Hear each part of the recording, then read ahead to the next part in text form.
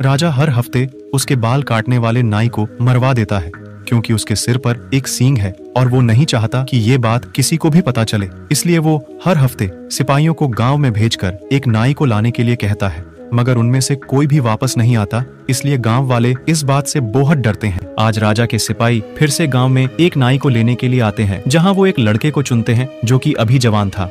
उसके जाने से पहले उसकी माँ उसके लिए खाना पैक करके देती है। थोड़ी ही देर बाद उसको राजा के सामने ले जाकर फेंक दिया जाता है। फिर सभी सिपाही वहाँ से एक एक करके चले जाते हैं। फिर राजा उसे एक चाकू देता है और अपनी टोपी उतार देता है। राजा का सिंह देखकर आदमी चौंक जाता है, मगर वो एक राजा है इसलिए वो कुछ नहीं कर सकता। आदमी अभी जवान था मगर उसे बाल काटना बखूबी आता था। थोड़ी ही देर में राजा के बाल कट जाते हैं। राजा अपना चेहरा चाकू में देखता है और उसके काम से बहुत खुश होता है। फिर वो लड़के को बॉक्स में पड़े खजाने को लेने के लिए कहता है।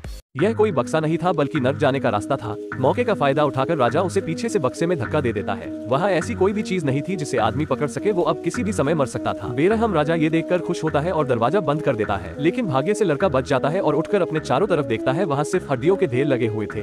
आदमी के बचने के चांस ना के बराबर थे, इसलिए वो अपना मुंह नीचे करके रोने लग जाता है। तभी हड्डियों के ढेर से कोई चीज बाहर निकलती है जिसे देखकर लड़का बहुत डर जाता है, जो कि एक बहुत बड़ा कोबरा सांप था। वो अपनी माँ की दी हुई बीन को बजाने लगता है, जिस कारण सांप नाचने लग जाता है और जल्द ही उसका पालतू बन जाता है। मगर अब उसे खिलाने के लिए कुछ चाहिए था, इसलिए वो अपनी माँ के दिए हुए पराठे उसे खिला देता है, जिससे खुश होकर कोबरा सांप उसे अपने नाक पर बैठाकर उसे बाहर छोड़ देता है। आदमी वहाँ से जाने लगता है, मगर तभी उसे कुछ हलचल महसूस होती है और झाड़ियों से एक भेड़िया बाहर निकलता है। आदमी डरकर पेड़ पर चढ़ जाता है और अपनी माँ की बीन बजाने लगता है, जिस कारण भेड़िया भी नाचने लगता है और उसका पालतू बन जाता है। मगर अब इसे खाने के लिए कुछ देना होगा, नहीं तो ये उसे मार देगा। इसलिए वो उसे भी अपनी माँ के हाथ का पराठा खिलाता है, जिससे भेड़िया भी उसे खुश होकर अपनी और आदमी को अपनी पीठ पर बैठाकर रात होने तक भागता रहता है। शाम को उसे एक घर दिखाई देता है, तो आदमी एक रात वही रुकने का फैसला करता है। लेकिन ये कोई आम घर नहीं था, यहाँ एक चुड़ैल रहती थी। वो आदमी को देखकर एक सुंदर लड़की का रूप धारण कर लेती है और उसे घर के अंदर बुला लेती है। आदमी के अंदर जाकर बैठते ही चुड़ैल एक ताली बजाती है और घर की सभी चीजें आदमी को पकड़ लेती है और उबल रहे पानी की तरफ ले जाने लगती है। आदमी मरने से पहले आखिरी बार चुड़ैल से अपनी माँ की दी हुई बीन को बजाने का आग्रह करता है। चुड़ैल भी थोड़ी दयालु होती है, इसलिए वो उसे ये करने देती है। बीन की आवाज सुनकर चुड़ैल अपने आप नाचने लगती है और अपने असली रूप में आ जाती है। लड़का ये देखकर डर जाता है और चुपके से वहाँ से निकलने की कोशिश करता है, मगर पीछे से चुड़ैल उसे रोक देती है। चुड़ैल को भी भूख लगी थी, अगर उसे भी कुछ खाने के लिए नहीं दिया तो वो आदमी को मार देगी। इसलिए वो अपनी माँ का दिया हुआ आखिरी पराठा उसे खिला देता है, जिससे खुश होकर चुड़ैल उसे एक जादुई कोट देती है।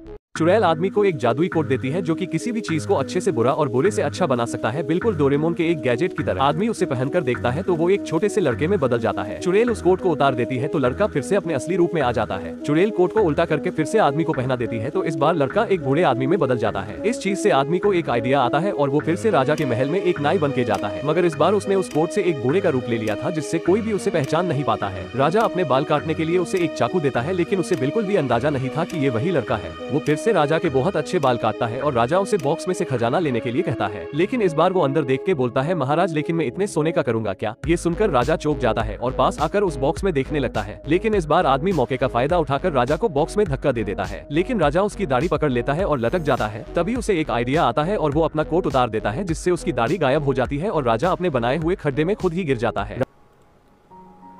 और जिस तरह राजा ने और लोगों को मारा था, वैसे ही राजा की भी मृत्यु हो गई।